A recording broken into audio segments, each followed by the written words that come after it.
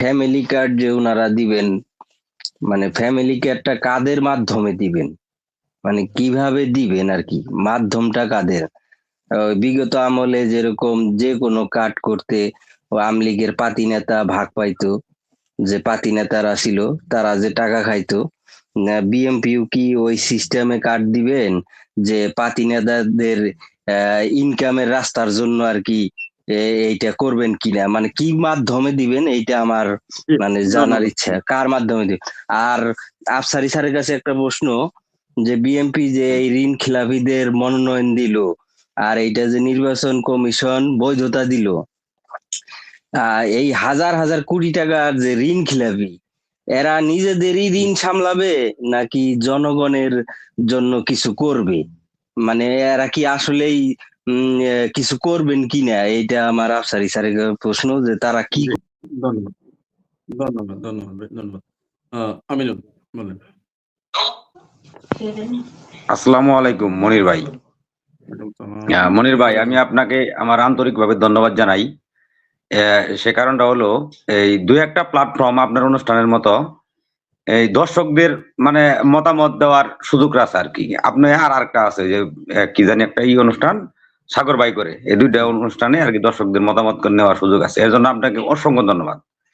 ধন্যবাদ জানাই আলোচক বিন্দু 3 জন, আর ওই যে পাশে দর্শক ভাই আছে তারও ধন্যবাদ জানাই। এখন আমার একটু সুচিন্তিত একটু মতামত ছিল, আমি কারোর কাছে প্রশ্ন করবো না। প্রশ্নটা আমার অবশ্যই মনিরুজ্জামান ভাইয়ের কাছে যাবো, বিপক্ষেই যাবো, তারপরও স্পেসিফিক কোনো প্রশ্ন নাই আমার। প্রশ্নটা হলো, আমরা দেখছিলাম 1/11-এর সময়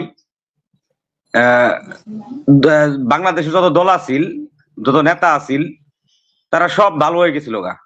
নেতার পরিচয় জানাই, মানে যদি কর্মীরা কইতো যে নেতা কইতো যে না ভাই আমার নেতা ডাইকো না, মানে এই অবস্থা আছিল। তার পরিপ্রেক্ষিতে আমরা ভাবছিলাম যে বাংলাদেশটা বোধহয় সব নেতারা ভালো হয়ে যাব, দুর্নীতি করবো না, সবাই ভালো হয়ে যাব। 5 আগস্টের পরে ভাবছিলাম যে আওয়ামী লীগ তো দুর্নীতিগ্রস্ত, তারা পালাই গেছে, এখন আমাদের তো ভালোটি আছে, এই বিএনপি আছে, জামায়াত আছে, এরা ভালো, এদের দ্বারাই কোনো খারাপ কাজ হবো না, কারণ তারা তো অতীতে থেকে ভুক্তভোগী, তারা জানে। কিন্তু আমরা দেখলাম বিএনপির মানে একের পর এক দুঃসংবাদ দেওয়া শুরু করে দিল, চাঁদাবাজি এই সেই আবিজাবি এরকম হাই ওঠা শুরু করে দিল। জামাইতে বেহেস্তের কাঠ ই করা শুরু করে দিল, মানে ওই আগের মানে পূর্বের সিস্টেমটাই। জাতীয় স্বার্থে এরা এরা কোনো সম্মানে হইতে পারে না, এক হইতে পারে না। কেউ ভারতের কোলো যায় উঠতেছে, কেউ আমি প্রশ্ন করতেছি না, প্রশ্নটা ওই মনিরুজ্জামান ভাইয়ের বিপক্ষেই যাবো। এটা হলো আমি কইতেছি, আমি যেটা মানে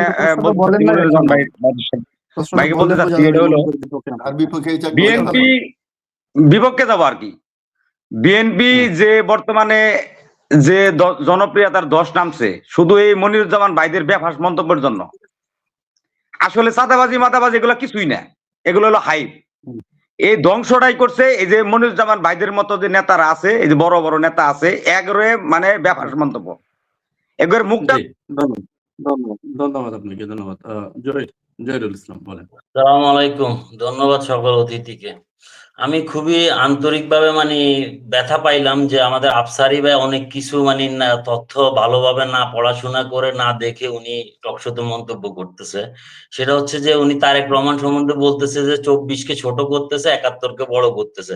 আমি তার প্রত্যেকটা বক্তব্য শুনেছি এবং প্রত্যেকটা বক্তব্যের 71 থেকে 90 এবং সর্বশেষ 24 নিয়ে কথা বলছে। উনি কিভাবে এগুলো বলতেছে আমি আসলে বুঝে উঠতে পারতেছি না। এরপরে উনি বলতেছে যে ওই যে বস্তিতে দালান দেওয়ার কথা কিংবা ফ্যামিলি কার্ড নিয়ে কথা বলতেছে।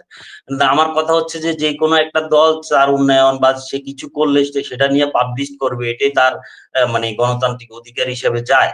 কিন্তু পাবলিশ করবে এটাকে আপনারা অন্যভাবে গুপ্তভাবে আপনারা এটা সমালোচনা না করে ওপেন বলেন। আর কথা হচ্ছে যে আপনি ভাই দুঃখজনক যে আসলে একটা রাজনৈতিক দল, সে শুধু টকশো ভিত্তিক রাজনৈতিক দল যদি এভাবে মিথ্যাচার করে, এটা দুঃখজনক। আমি হাবিবি ভাইকে বলতে চাই, হাবিবি ভাই কখনো শুনে নাই যে মানে জামাতে ভোট দিলে জান্নাতে যাবে। মনির ভাই আমাকে 1 মিনিট একটা ভিডিও চালানোর সুযোগ দেন, কোনো প্রশ্ন নাই, উনি ভিডিওটা দেখো ওখানে কি বলা আছে। কেউ যদি আচ্ছা, চরমুনায় দেখেন। আর জামাতকে ছাড়া ভোট দেয় তাহলে সে কাফের হয়ে যাবে, সোজা কথা, সে কাফের হয়ে যাবে। রাসূল সাল্লাল্লাহু আলাইহি ওয়াসাল্লামকে বললাম যে রাসূল, আমাদের বাংলাদেশের একটা নির্বাচন হইতেছে সামনে, এখন আমরা কোন দলে ভোট দিলে ভালো হবে? নবী সাল্লাল্লাহু আলাইহি ওয়াসাল্লাম বলে দিলেন, যেই দলটি ইসলামী হুকুমত কায়েমে এগিয়ে আছে তোমরা সবাই সেই দলকে বিজয় দিবে, আর যদি এটা না করো তাহলে মনে রাখবা তুমি জাহান্নামে যাবে। হাসরের ময়দানে কোন মার্কা থাকতেও নাই বলা যায় না। যাবে আল্লামা সাইদি হযরত সেখানে উপস্থিত থাকবে, তার জিয়ারতে একটু খেয়াল করবেন, অন্য মার্কায় ভোট দিতে পারবেন না। আমাদেরকে ভোট দিলে জান্নাতে যাবে। আমাদের আল্লাহ যেন নিজেই দাঁড়িপাল্লাকে প্রতিষ্ঠিত করার জন্য এই বাড়ি উঠা বেড়ে রাখছে। আল্লাহ জান্নাতে যেতে না চাইলে কোনো সমস্যা নাই, কারণ 72-এর মধ্যে প্রথম কাতারে থাকতে চাইলে জান্নাত যেতে চাইলে জামাতে ইসলাম করতে হবে, এর মধ্যে আর দ্বিতীয় কোনো অপশন নাই বাবা। কৃষ্ণ হরি বল, দাঁড়িপাল্লাকে স্লোগানে বলি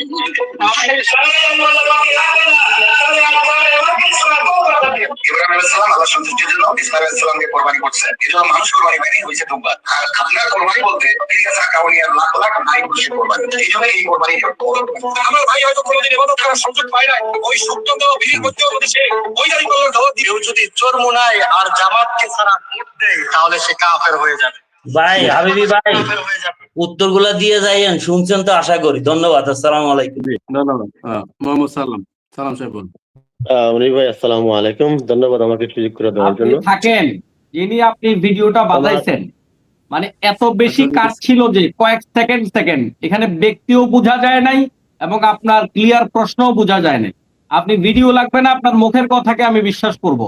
আপনি স্পেসিফিক জামাতের নাম, নেতার নাম বলে আপনি ওই বাক্যটা বলেন যে অমক নেতা এই কথাটা বলেছে, ওই বাক্যটা আপনি বলেন, তাতে আমি বিশ্বাস করব, ভিডিও লাগবে না। কারণ আপনার ভিডিওটা স্পষ্ট ছিল না।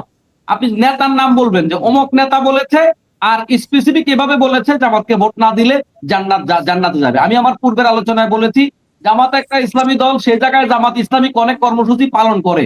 তো এই কর্মসূচি পালন করতে গিয়া যেমন আমরা বলছি বলে এই ভালো কাজ এগুলা করবেন, জান্নাত যেতে পারবেন, এই কথাটা আমরাও বলি। এইটা বলা তো দোষের কিছু না। আর আরেকটা হলো যে বিএনপি লোকটা ডাইরেক্ট বলছে যে বিএনপি কে ভোট।